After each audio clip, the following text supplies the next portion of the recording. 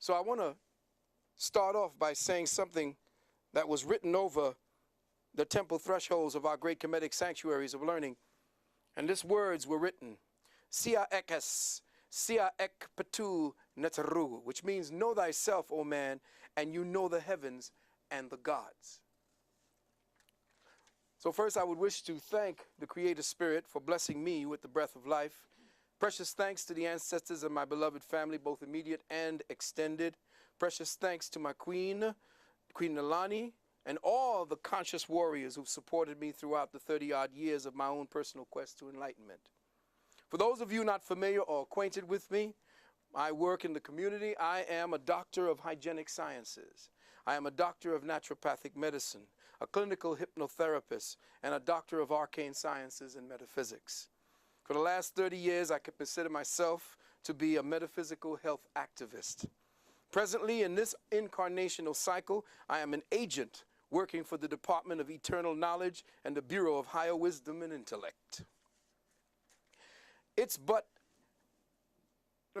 about 25 years in working towards this particular place that I am. And it's because of the ancestors' great works throughout my adult life that I have sought to emulate much of the brothers and sisters that were talked about here, to follow in their ways, to say the things that they said a little differently and in the times.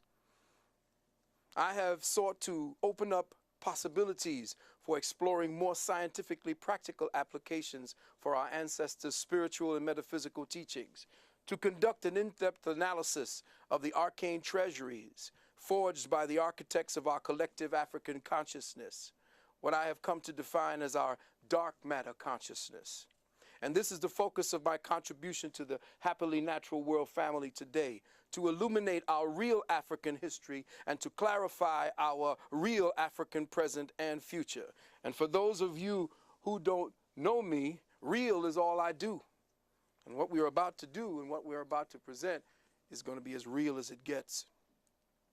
What we will explore today will focus on the ongoing protracted theological war that for over 1,000 years has been and still is being waged against African spiritual evolution, the resulting degenerative states of the collective African mind and its perverse expressions through the world's 3 dominant religions today.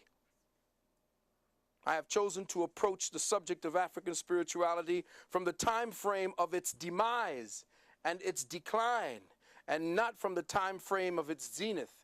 Let me say that again. I am going to approach African spirituality from the time of it falling head first into hell. I am not going to speak about it like we normally speak about it when we were building pyramids and creating religious artifacts and bringing spirituality to the world, because we already know that. We don't have an idea of how we have pummeled completely. We are completely in the mud. We have little vestiges of what it looks like, but we don't know who we are because we don't know what we have been and where we are at this present time. And I'm going to do some things, and I hope there's a whole lot of Christians in here. I hope there's a whole lot of brothers who are Muslim in here and sisters, as well as Hebrew Israelites, because these are not you. And it's like, wait a minute. Does this work?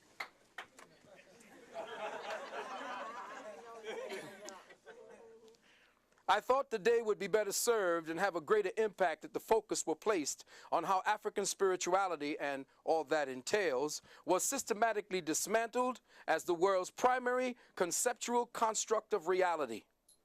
How it was attacked, the methodologies and strategies, how the surviving remnants were convoluted into the dogma of today's 3 major religions, mutilated and suppressed, and the psychological consequences its destruction has had on African peoples, in fact, all other indigenous peoples of the world today.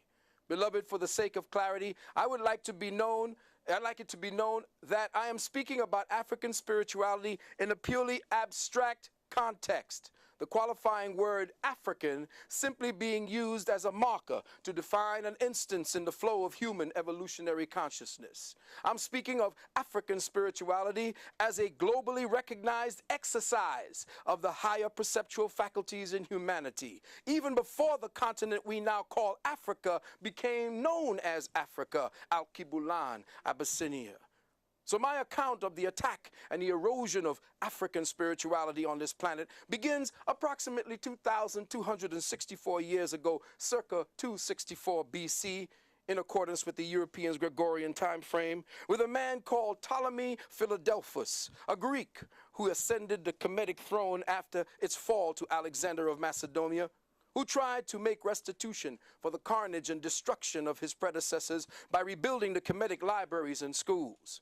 The reward he offered was great, anywhere between $10,000 and $30,000 at that time, per set of scrolls, the price depending on the in-depthness and thoroughness of the study submitted.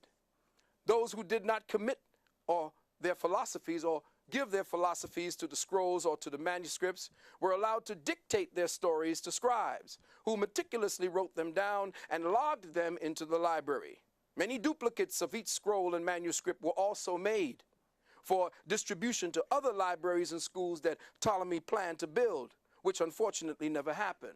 All in all, Ptolemy secured before his reign, or during his reign, some 280 to 350,000 scrolls and manuscripts, constituting at that time what has to be and what was the most valuable collection of scientific and spiritual data in the known world. Ptolemy himself was said to have been a scholar of sorts, or at least he is a wannabe.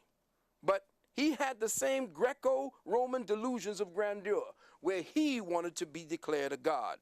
So he read many of the translated works in his library, and he discovered to his amazement that virtually all, of the many and diverse systems related to philosophy, religious practice, and the sacred sciences were literally based on one and the same conceptual principle.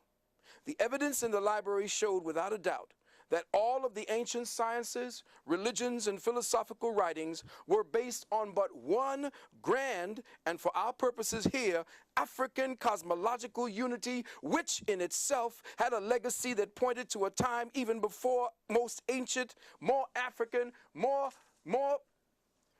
let me just say, there is no place in the past that you could dig in that you will find your origin, because you don't have an origin. You always was, always will be. And the problem is that every time we dig up and find Lucy, we're only finding a point in the reference of evolutionary consciousness. And that's where I'm going today. I'm giving you what I can, a wake-up call. How we as ingenious Africans have always found out a way around things is that we first had to know what we were dealing with. Once we knew, then the ancestors who are there to always give us a way through, always start beaming through.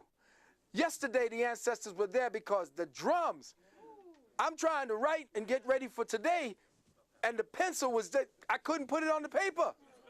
I just had to stop and say, okay, take me, do it. That's what we need. The song is called I want to be like this.